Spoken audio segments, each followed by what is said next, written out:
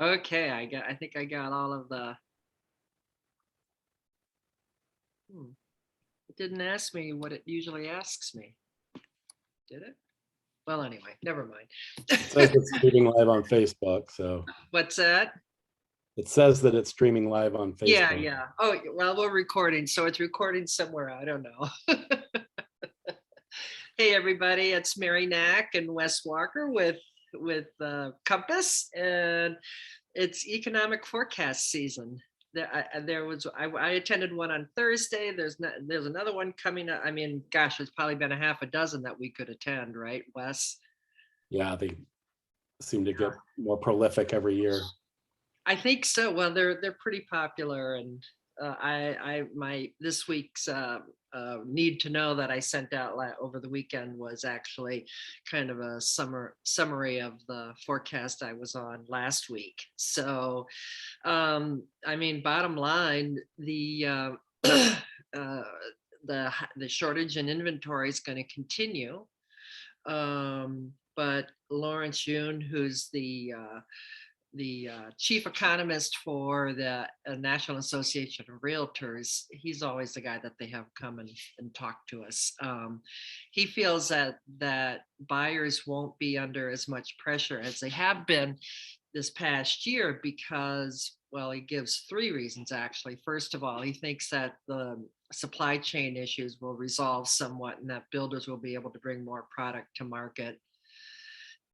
His other reason being that, um, well, kind of a grim reason actually, because of so many people that have died, there will be properties, estates having to settle the estates. So there'll be more of those coming to market.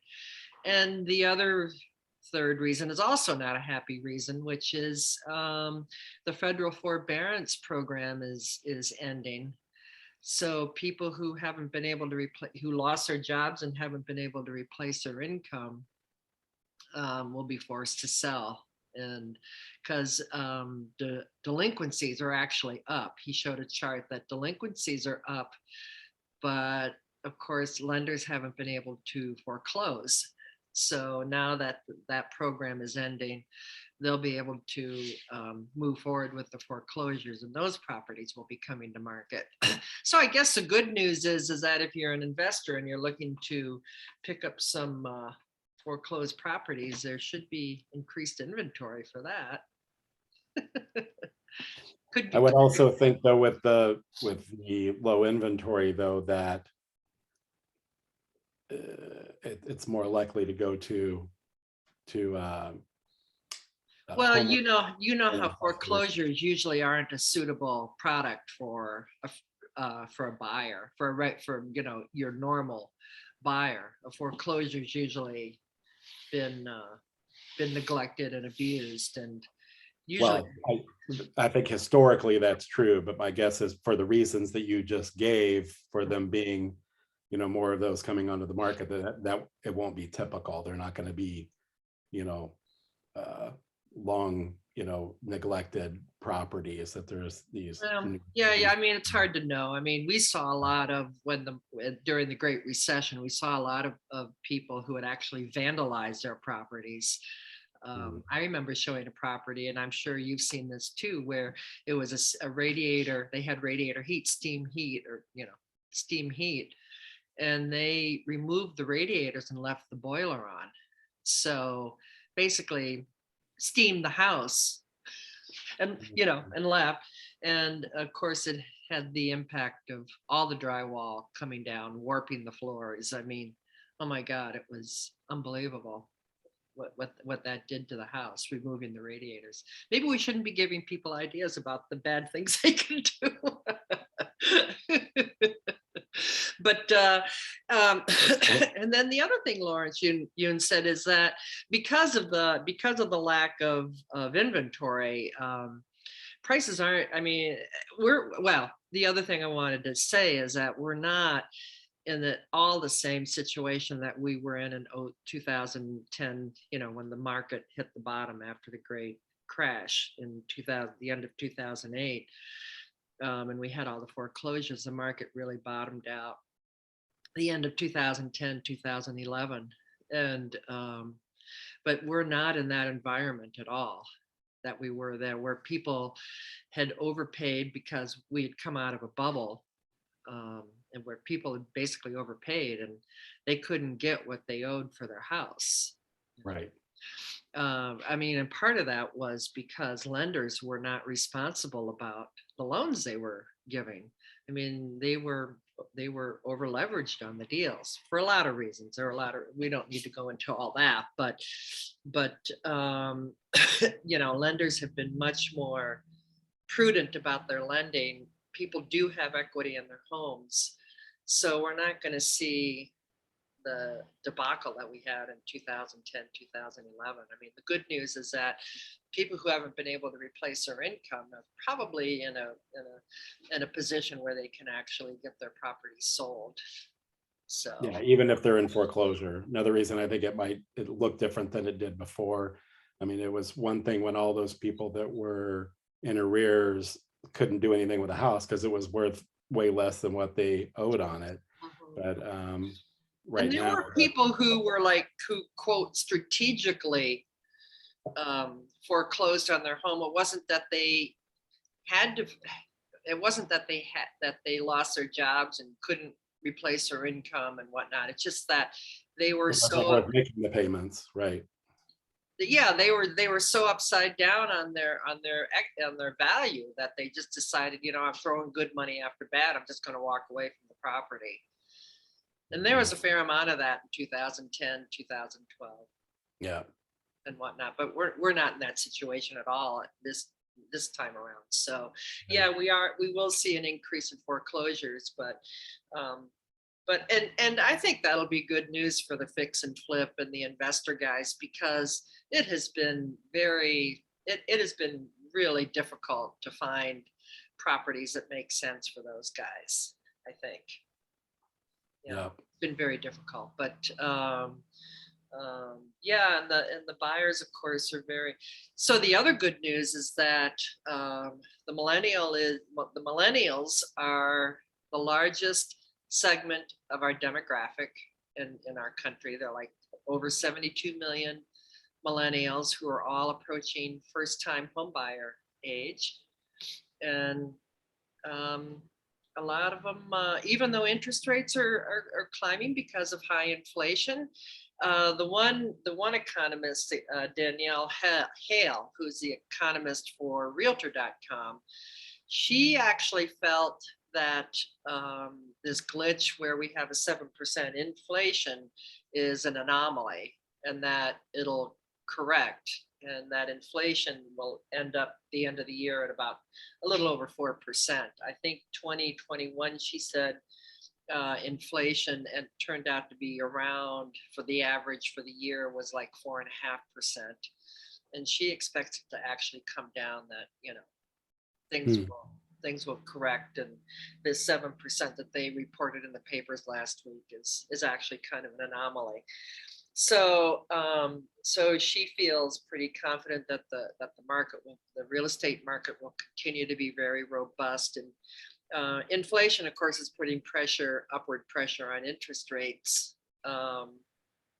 But I've heard this from several different economists that they don't really expect interest rates to go much above 4%. Of course, the Feds have signaled that they're going to be increasing rates, but even at 4%, that's an historically low rate. Very low, right? And incomes are also rising, so that's the good news. Incomes are rising as well. So mortgage affordability is going to stay right around 20-21%, which I think back in 2004 and 2005, at the peak of the market, Wes, you know, people were spending 45-50% of their income on housing payments. Mm-hmm. So to have your housing cost you, you know, 25% of your income, that's quite manageable. Yeah, yeah, and way below what banks have considered reasonable for many, many years. Yeah. Many lenders will approve you for more mortgage Mm-hmm. than that. They want your total housing payment to be about a third of your income, gross income. So so if mortgage But we'll affordability, go higher depending on your other debt. Yeah. yeah, if you don't have any other debt, they will go higher. But generally speaking, about a third of your gross income, not after taxes and everything, but before, because of course you get tax benefits from home ownership.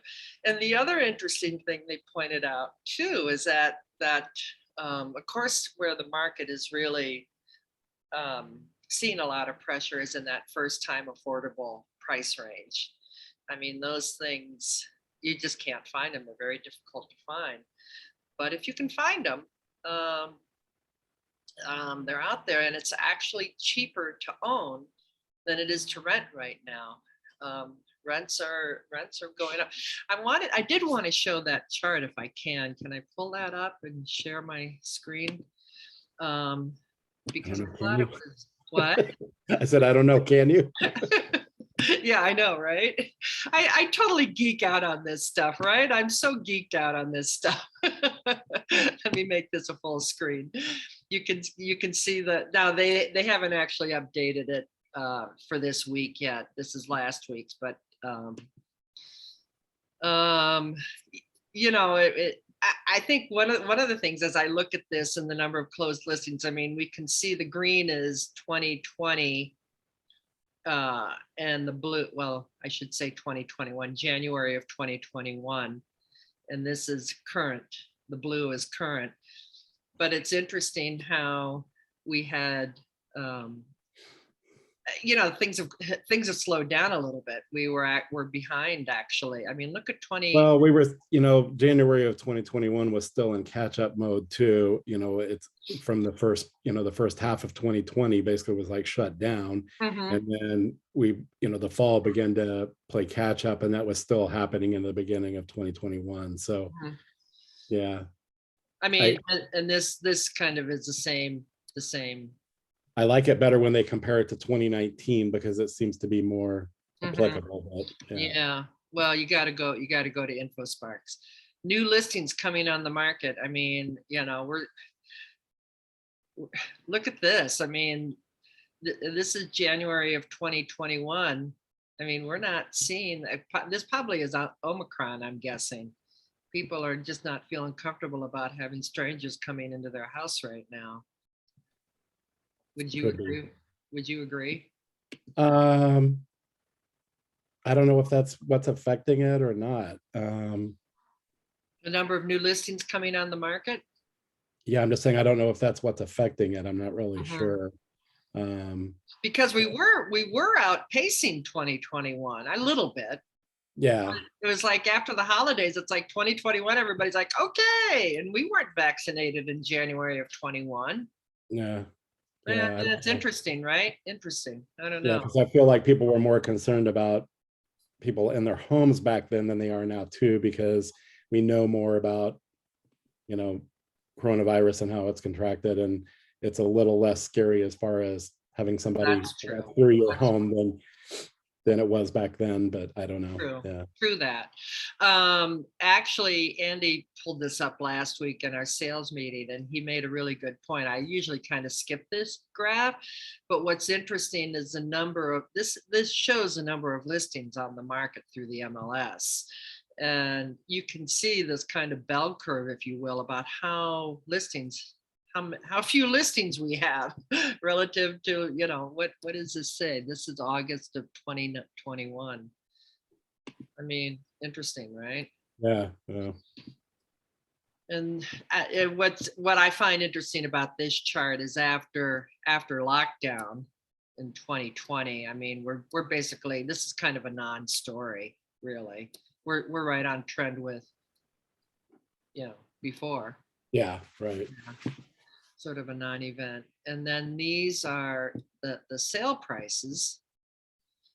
And again, you can see pretty much across the board, the blue line is you know, is above the green, not the line, the bar chart.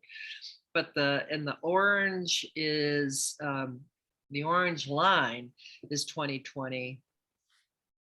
No, I'm sorry. Yeah, that would be orange. The orange would be 2020 and the gold would be 2021. Hmm. So you can see how we're consistently above the sale prices Yeah, right. have increased. And rentals, there was a little bit of a dip here, but now we're back on track, Hmm.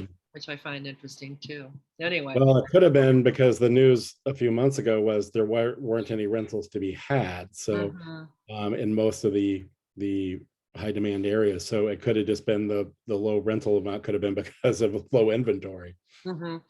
But what's interesting about this is how rents have basically stayed the same or increased. And one of the things that they talked about on the economic forecast is that people are being forced to rent because they can't find, that first time home buyer property. And if, as an investor, you can get into a property like that, you could rent that property out, and the rent would actually be more than what it's costing you to own it.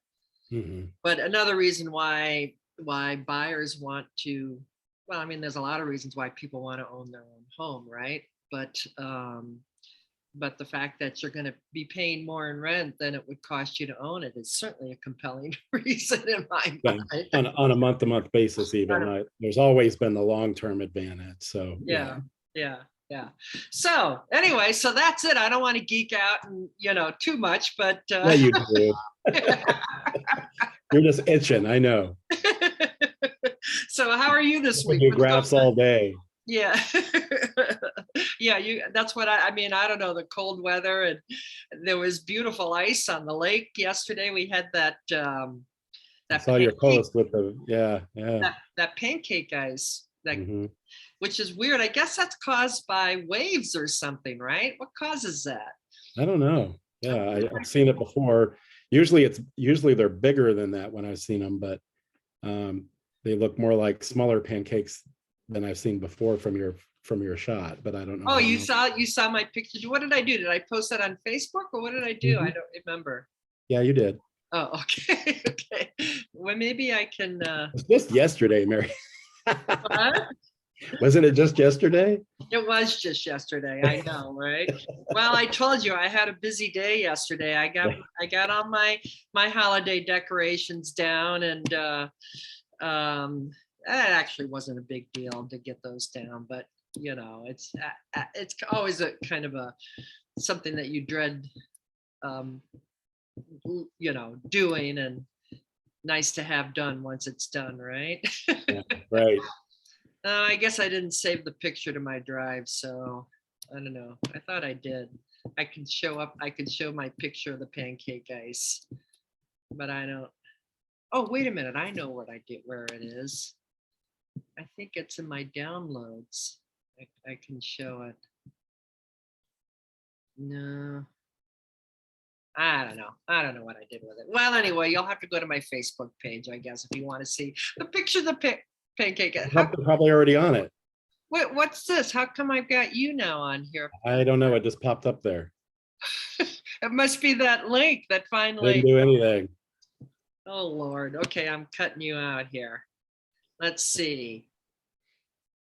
Well, it's time for us to go anyway. It's time for us to go anyway. We'll have to figure that out. We technology, it allows us to do this, and we love technology, but it can really drive you crazy. So anyway, that's it. Okay, our market update for the month, and everybody stay warm and dry, stay well and healthy, and we will be back again next week with our usual shenanigans, I guess, right? Bye, everybody. Have a good week. Next week. Wait a minute. Next week we're going to be on 12:30. We're going to be at 12:30 because of a coaching thing that we're doing. So that runs until noon, right? Or no? 12:30. It does run until 12:30. Yeah. Oh, okay. All right. So so we'll be jumping off one thing and probably jumping onto this. So we're going to be doing these a little later than we have been, but everybody have a good week, and we'll see you next week. Bye-bye.